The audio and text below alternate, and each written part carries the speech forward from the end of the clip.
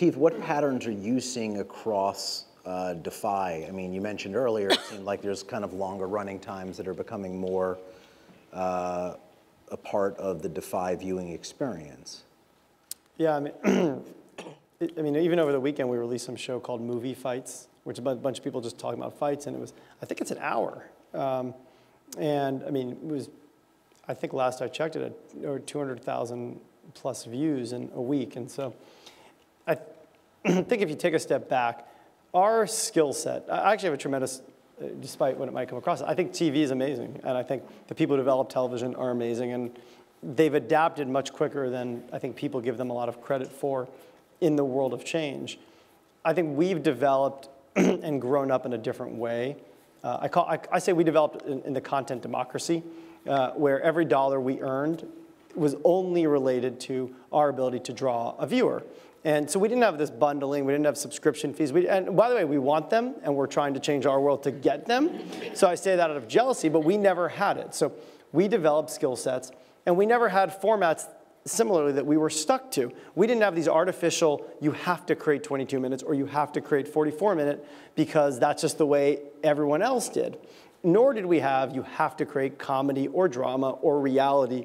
You could just do cool content and tell stories like Tom described. And so I think the skill set that we've developed as an organization is around developing everything else. Like, we can't make a TV show. We can't make 22 minutes or 44 minutes. We really can't. And I don't think we claim to.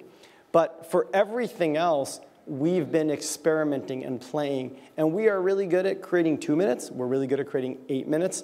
We're really good at creating 16 minutes.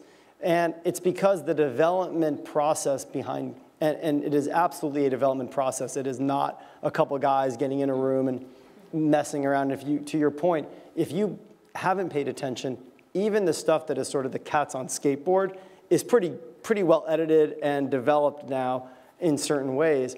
It's gotten very sophisticated, and I think it is in a lot of different formats, but that is based, I think, to Tom's point, on what tells the story the best, and less about is 3 minutes what the demographic wants. I think you can tell stories in all sorts of different time frames, and I credit a lot of the big media guys for doing a lot more experimentation around that nowadays. I do think there's this weird, funny, artificial conversation happening around sort of short form versus long form. You know, I live at the company currently who began with Mickey Mouse's shorts, right? It's what built a very big company. I grew up at MTV, which was built on music videos, which last time I checked they were kind of short form. And at some point they got packaged into long form and lots of good things happened. And I think there have always been short form and long form, and I think there will always be short form and long form, and I think some of the time distances or differences are really silly, and it's great to find something that's an 8-minute story that should be an 8-minute story, but I think we all who tell stories are going to find the right size bucket to put it in. And you know, we happened to buy this company called Maker at Disney, and so they spend a lot of time doing a lot of short form that we are trying to find ways to get into our ecosystem. And it's really interesting trying to find out kind of what does blow up to the big screen and feel right and what doesn't. And some stuff does, and it will. And you know, we're all going to have a good time in the back and forth. Blows up a lot. Yeah, it does. Things blowing up blows up a lot, too.